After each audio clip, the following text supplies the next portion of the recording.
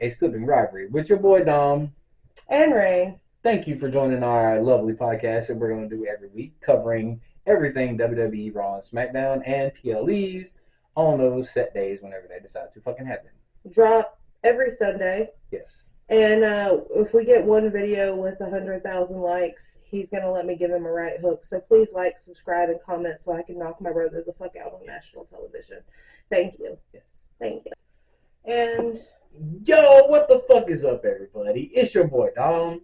And Rain. So we're starting off this show a little something different. Since I am a fucking nice brother, I decided to go pick up, which I said I would never do, fucking Prime hydration for this asshole to try for the first time. Yes, Prime. Yes, I said it would never happen in my studio, but here the fuck we go. So, which one you trying Logan first? Paul, we see you. Do you see us? We don't see you. Okay, we have a strawberry banana crime and tropical punch. I guess Since she wanted this shit, she tried it first. Okay. Because I'm not about that life. I'm gonna give you guys my honest opinion too, because don't think that I'm gonna hold back. All right, Logan Paul, let's see what you got.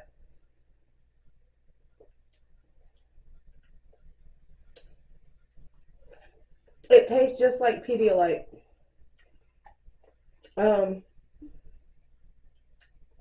Okay. Flavored fucking Pedialyte. It tastes like sugary Pedialyte, actually. Do I see how it could be hydrating and refreshing? Yeah. Okay, look, she's being generous with that one. Man, that is like lock your fucking jaw sweet, okay? Yeah, it's sweet. The fuck, dude. Do better, please. Prime hydration. All right, Get tropical punch. Let's see. Ugh. You know what this tastes like? Ladies, if you've had children, that fucking drink, the glucose test drink, I'm done. Logan Paul, I don't need an endorsement from you. That's terrible. Okay, now on to the actual news why you turned into this fucking podcast, because that is fucking disgusting as fuck. Is my mic on? But anyway. Yeah. Yeah, dude, so that just fucked me up completely. So right now we're kicking into Raw. First segment, Drew McIntyre, which, hey, we all knew it was fucking coming. I mean,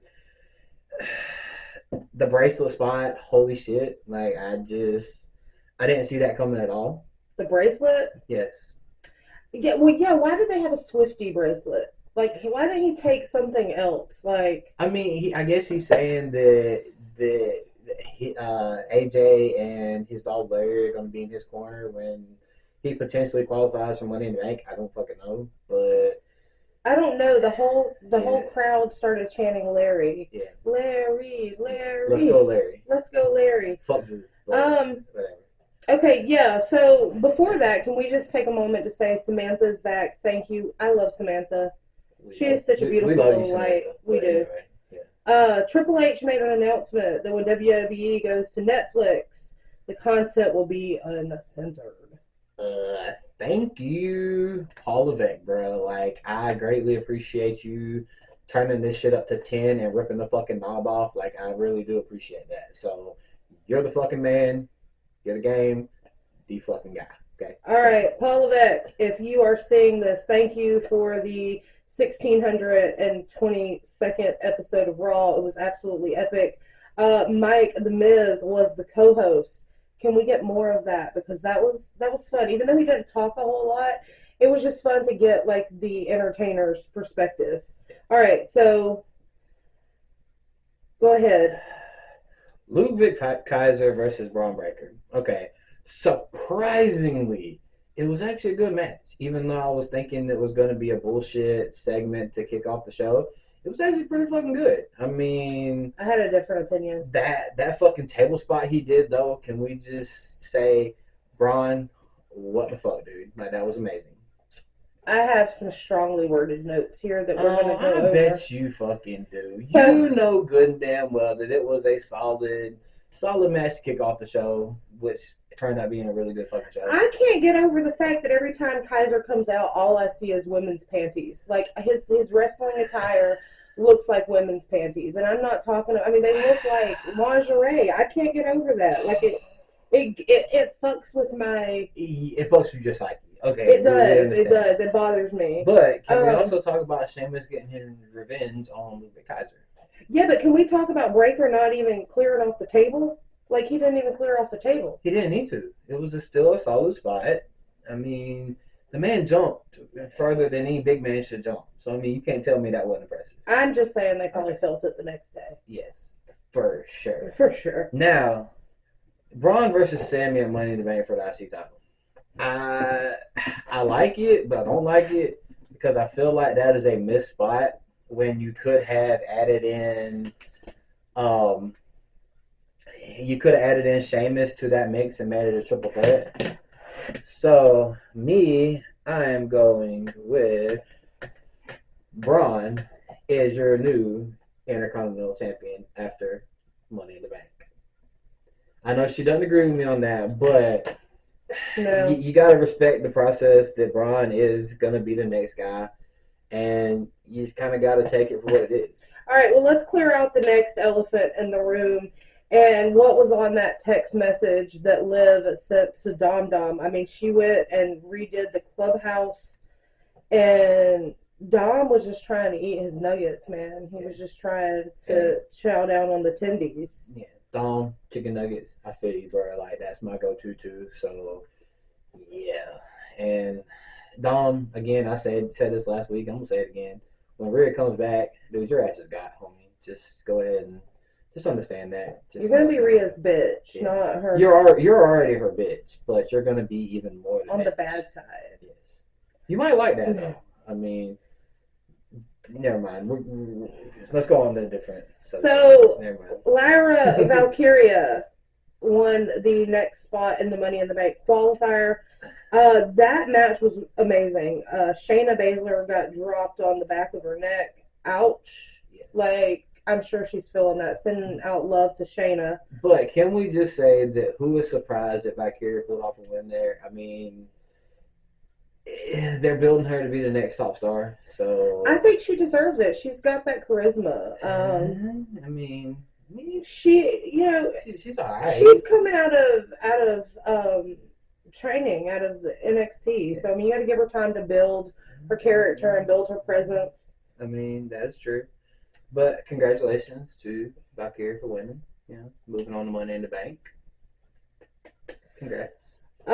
Speaking of an underrated star who's been there for a while, I want to bring in Zelina. I love Zelina. Okay, so if we're going into that segment, we're going into that segment next. Okay, so if we're going into that segment, Zelina Vega versus Liv Morgan next week for the Women's World Championship. LWO, baby, all fucking day. Oh, even though I love me some Liv Morgan, but I also got love for Zelina. So, but can we talk about her promo? Hold on, I'm getting into that. That promo where she's talking about you're only chasing Dirty D. No, let's just talk about the Rhea sloppy seconds for a minute, okay? That shit had me fucking rolling. Like, that was fucking... And then the crowd got behind that as well, chanting it. Dude, I felt like I was in her fucking... Her promo was phenomenal. Her promo was phenomenal. We need more from Zelina Vega. And more from Santos Escobar, because both of those cut some really good promos in the last few weeks. But you're jumping ahead talking about Santos. I know, we're jumping ahead. Yeah, I think Dom Dom wants Liv. I don't. I think there's a whole nother story brewing, which we'll talk about this later on. But, yeah, that's what I see. Something completely different coming. What do you see coming? Before we get into the next qualifier match. No. We got to talk about this because this happened in the main event. So just...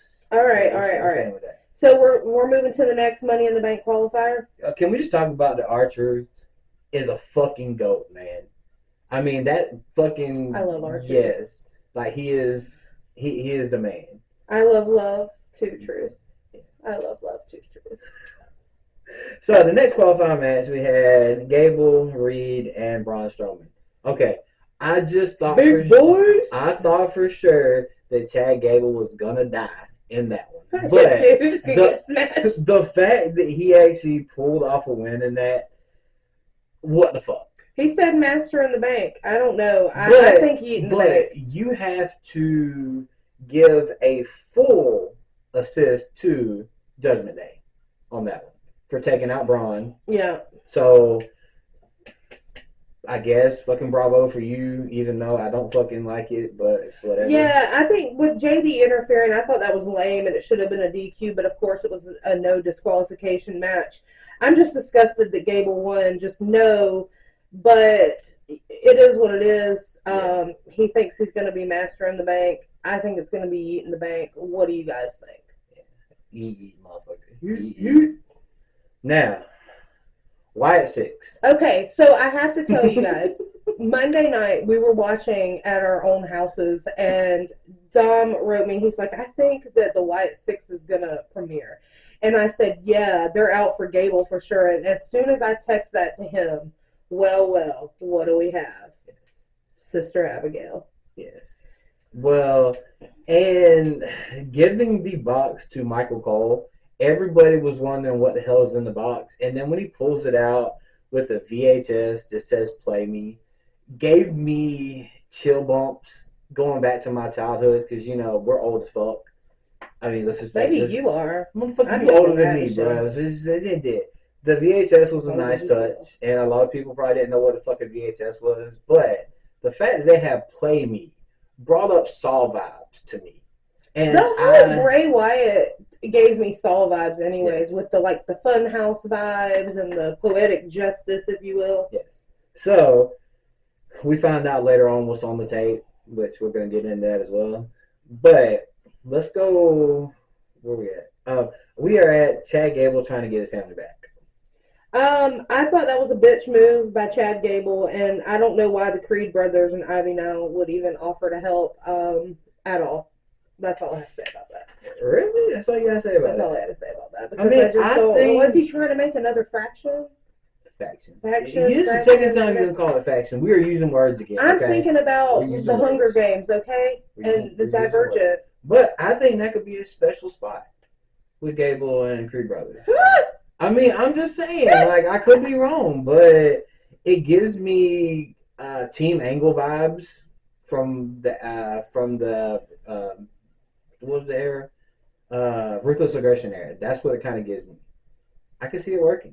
I don't at all. Okay, well, I mean, we agree to disagree. I see that could happen. So, do you want to hit on the tape, or do we want to move to the women's we're tag gonna move team? in. We're gonna go in order as the thing goes on, because that's when it gets into that. So. All right. Well, women's tag team: Fire and Dawn versus Carter and Chance. See, and this is the next spot we're gonna disagree on. I like Alba Fire and Alba Dawn. I like Carter and Chance because they're fun to watch. They're agile and they move. The way they move is very graceful. It looks effortless. It was a great match. I think that we're gonna disagree there too, because Damage Control taking over the match made the match good. No, I don't think so. I think Damage Control attacking after was a bullshit move. Like it was, but it made it worth watching. Oh my god, did it though? It I did. mean, so what are we gonna see? Damage Control versus Fire and Dawn at a future PLE, possibly. I hope not. I mean, I'm tired of seeing fucking Damage Control. I mean, I am too. I'm over Damage Control. They can't cut fucking promos. What the fuck? And the only good one in there is, bad as I said, is Dakota Kai. Speaking of promos, our Truth promos are the best. Yes. All right, I think Priest is getting better at promos, but I feel like with Priest, his character and his promos aren't aligned. Like he's trying to play the bad guy with Judgment Day, but then he's also trying to play the level-headed wisdom keeper, if you will. And I just feel like there's a disconnect between his character and his promos. So Rollins for sure. I'm gonna make this call right now because the spot where Priest said they're gonna need me before I need them. Like, come on, man. I feel like Seth is gonna get the win. Priest is gonna leave Judgment Day, and we can go into where I was getting at earlier on in the podcast. That I think Liv, JD, and Finn Balor they got something special going on. I could see that too. I loved Seth rocking the Cruella look, and he had his glasses back on for a brief period of time. Gunther out of nowhere though, and I mean, it really wasn't out of nowhere though. Like he is the number one contender for SummerSlam. Yeah, I get that. But his gentleman's agreement, which meaning Dom hit on earlier, was if Priest wins, Rollins can't challenge him ever again while he has the title, and if Rollins wins, Priest has to leave Judgment Day. That was accepted. I cannot wait to see how that plays out, and then how it plays out with who goes to SummerSlam against Gunther. All I'm gonna say Gunther's an opponent, though. Is that G move where he said the better man is gonna be the lesser man to me at SummerSlam, dude. Fucking awesome! Like that was legit. Whoever's writing the storylines, you guys are getting so much better at the cutting the promos, because I'm telling you, the promos here lately have just been fucking phenomenal. Yes. Phenomenal for sure. All right, so I got confused here because what I think next is the Carrington Cross versus No. Kofi. This is when the VHS tape plays. Okay, see, y'all, hold on. I got to show you guys this. We got squiggles. I was trying not to do a whole nother page, so I wasn't flipping too much in the podcast. But, all right, yeah, VHS tape. So. Yes, it plays, and holy fuck. Okay, that shit gave me motherfucking chill bumps, and I even text her and said I was fucking scared shitless. Okay, I'm sorry. I did. Call me a bitch. Call me a baby. I did. I called him a bitch. Yeah, she really did. I called him a pussy. Yeah, she called me a pussy. But anyway, that shit gave me chills with Uncle Howdy interviewing Bo Dallas about the loss of his brother Bray. Dude, you took it 100 and flipped it on the side and made it a legit storyline. I love the vulnerability of the storyline. I love how the character and the person are forging this relationship together, and we're seeing it in play every Monday night. Yes. I can't wait to see what they're doing, and I love how they're allowing Bo to tap into the darkness of Uncle Howdy, but it still be this beautiful poetic justice, if you will. I loved it. I know a lot of people don't like the supervillain, but sometimes the supervillain has the best story. Yes, he does. Has the best story. All right. Moving right along to Karrion Kross and Kofi Kingston, with Karrion Kross getting the win. Honestly, who the fuck cares? This story just doesn't do it for me. And the match was sloppy. I'm over it. No, I'm over it. Okay, so here's my outtake on that one. Because Karrion Kross is a legit fucking talent. And the fact that you got him doing bullshit with Kofi Kingston. Exactly. And Xavier Woods, dude, give that man a legit title run, or at least put him in said picture. Because we're tired of seeing him do nothing. When he came from NXT, there was all this fucking hype around this man, and Vince McMahon, again, here's the fucking bird to you. You put that man in a fucking, I don't even know what the fuck you call it, some fucking skirt looking thing, and you made him a bitch. But he is a legit talent. Let that man work. I'm over it. I think they need to do something else with that storyline. I think New Day needs to get revamped into maybe a new era of the New Day, if you will. Because New Day sucks. New Day sucks. Thank you. Okay. All right, main event. On to the main event. Awesome Truth versus Finn and JD of JD McDonough of Judgment Day. I'm pissed. I am not pissed. That was a great fucking showcase of the new revamped tag team division. And I love Finn and JD. And I know, Kylie, my niece, if you're watching this, you're never going to hear me say this. I actually love what they're doing with Judgment Day. She doesn't, because Rhea's out. Yes, exactly. But I've always gave her shit about Judgment Day, and I'm actually hopping on the Judgment Day bandwagon, unfortunately. And yeah, I'm gonna catch a lot of slack for that. So I don't know. I'm a Miz and R-Truth fan. I love how Miz and R-Truth come out and they get the crowd hyped up. It was a good match. It was the best of the night. Yeah. Liv coming out, Finn kicks the post. Bet that hurts. Yes. Bet that hurts. The rest of Judgment Day comes out. Miz pulls Carlito's hair, which was the highlight. Poor Carlito though. Like you've been getting your fucking fro pulled a lot lately, man. Like I feel sorry for you, dude. Like pulling the hair hurts, man. Like and you got it done to you a lot in the past month. So more props to you, dude. Shave that shit. And then Braun comes out to even up the score, even though Judgment Day wins. But again, they win with an assist from none other than Liv Morgan, pulling R-Truth, and then 1, 2, 3. Great long-term storytelling because if you remember, 2022, we had Liv Morgan, AJ Styles, and Finn Balor taking on none other than the Judgment Day ran by Edge. Long-term storytelling at its fucking finest.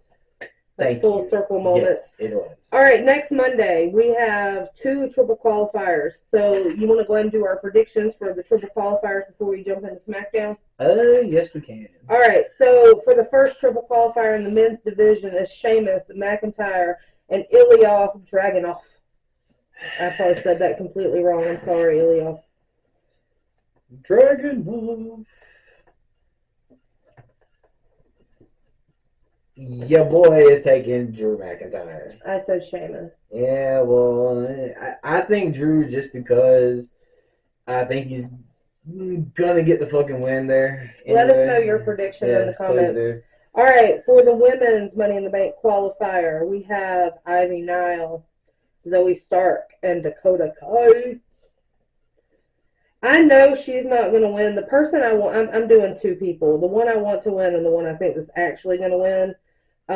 So me, I'm going Ivy now just because when we were at the show in Savannah, like she was the only one that stuck her hand out to say give high five to me, and I think you were down there with me too. Yeah, I was. Yeah. She touched my hand. Yes, she touched mine too. She's a beautiful soul. Yes. I want Ivy to win, but I think Stark is going to win. All right. Liv and Vega.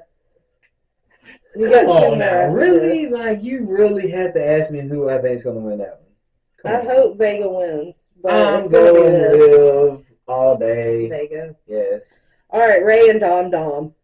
Fuck, I just got to say, fuck that storyline. I do not care about Dom versus Ray again. But Ray's going to kick Dom's ass. Because we're going that route, I'm going Dom for the win.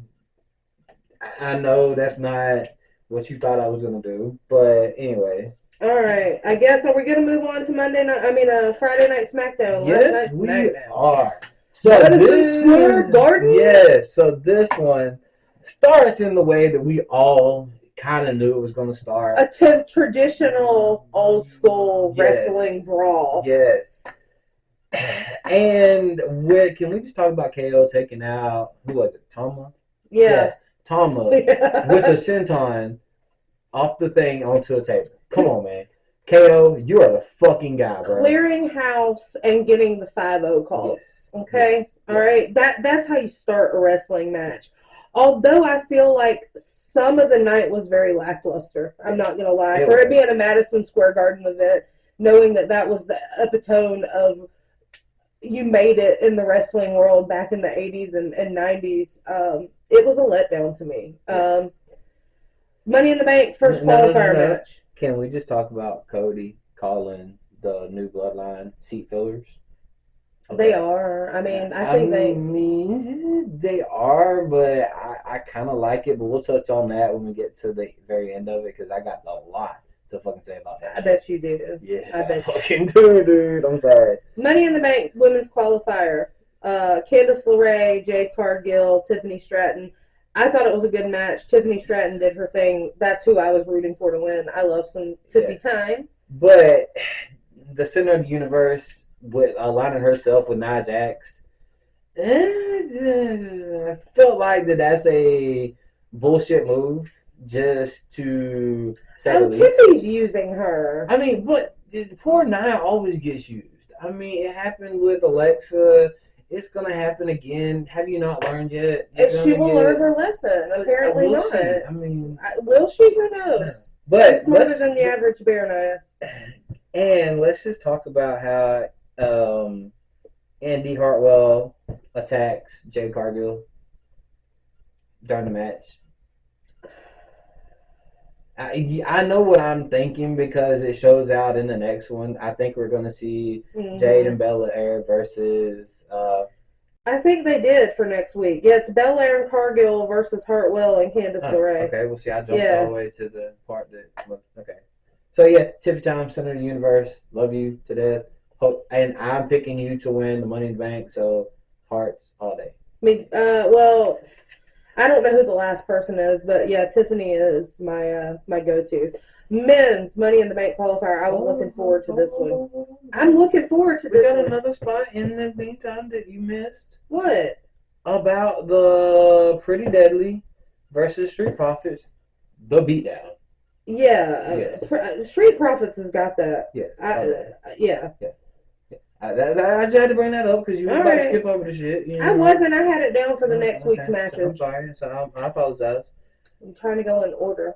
All right. This was the match I was looking most forward to. Was LA Knight, Santos Escobar, and Logan Paul. It's better than what I thought it was going to be. Can I just say that we were both wrong last week on our picks because we both picked Santos. So yeah, we did. Yeah, we sucked it up on that one. But so I feel like you missed a golden opportunity for LA Knight versus Logan Paul at Money in the Bank because that would have been one of the matches that possibly stole the show. And I agree. You have LA Knight in the Money in the Bank, which we all fucking know you ain't gonna do shit with him, even if he does win it. So you missed a spot there, WWE. Like few and far between. It doesn't happen often, but you dropped the ball, man. I mean, yeah. Sorry, not sorry. Fuck it, whatever. All right. Well, things are about to take an ominous turn for a moment, and we need to pay tribute to Roman Reigns' dad, Sika. My heart. Prayer souls all goes out to the family. We all know losing a father is not easy, so yeah, our heart goes out to you for sure. Even though half the time we said we didn't like you, but still heart goes out to Roman and the family. Yes, to all the Samoan family. All right, Money in the Bank qualifier. The next one was Blair Davenport, Indy Hartwell, and Naomi. I mean, that was a no-brainer. Of course, Naomi was going to win. I was pulling for Davenport, man. I mean, she's a super fucking talent.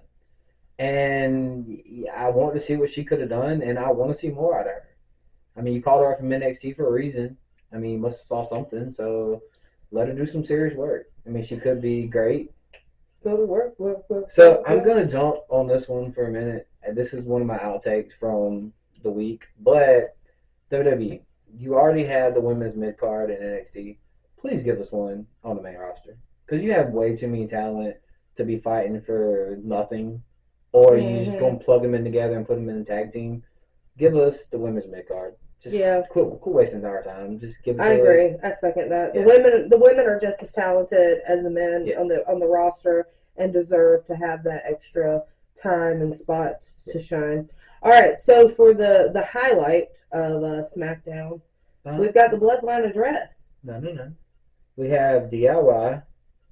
And A-Town Down next week. Yes. Okay. Yeah. So then we're jumping to the end of that. DIY all the way for my prediction. Yes. DIY all the way. I agree. Please take the titles from A-Town Down Under because I am sick and fucking tired of Grayson Waller and Austin Theory. Even though we are from Georgia. We don't support Georgian wrestlers. Yes. I don't like Braun Breaker either. He's from Georgia.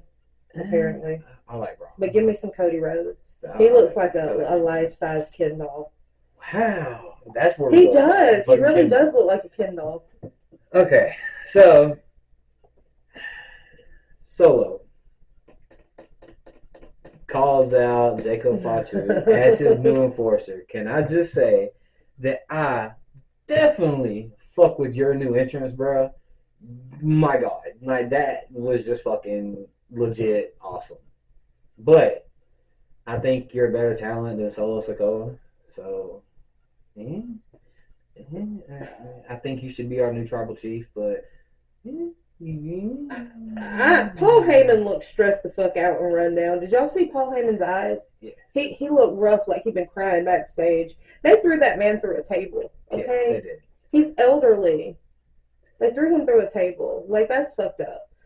Not just that, a triple power bomb. Roman, I know you're watching that shit, bro. Whose signature was that?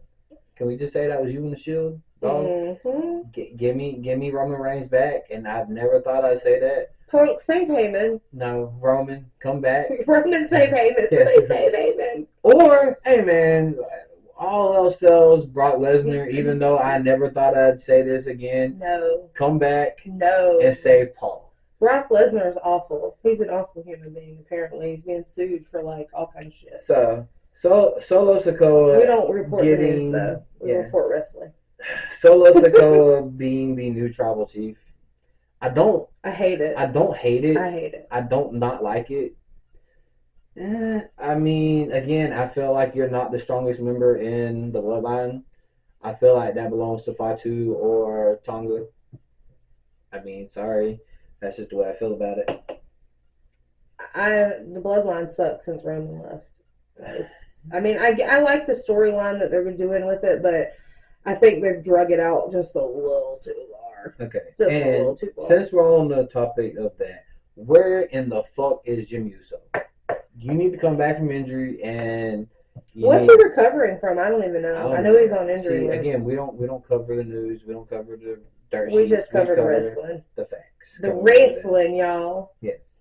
And Money in the Bank could turn out to be. I'm excited about Money in the Bank. Money in the Bank could turn out to be a fire ass thing, even though they only have 4 matches. Five matches. They got 5. Hold on, I wrote down the matches. We've got Zayn and Breaker. Yes. We got Priest and Rollins. Okay. Women's Money in the Bank. Okay, men's Money in the Bank, and then the 6-man tag. By the way, next week there's going to be 2 podcasts, so we're going to cover Raw and SmackDown like we normally do, and then there'll be a special broadcast for Money in the Bank. Yes, we're going to cover the PLE after. You get graced by our beautiful president.